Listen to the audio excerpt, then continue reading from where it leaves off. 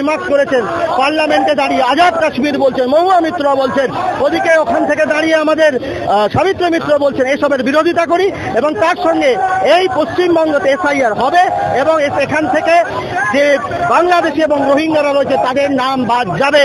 তৃণমূল যতই চেষ্টা করেনি এই পশ্চিমবঙ্গকে আমরা বাংলাদেশ হতে দেব না, এটা ভারতীয়দের জায়গা, এটা সেই ভারতীয়দেরই থাকবে।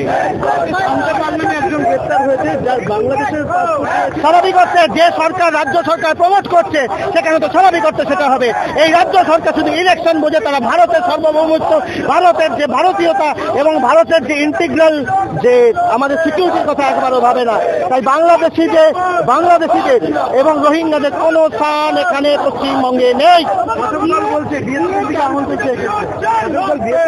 শাসক দলকে বলুন এসআইআরটা করতে দিতে, হ্যাঁ এখানে বাজে কথা না বলে মানুষ না খেপিয়ে এসআইআর করতে।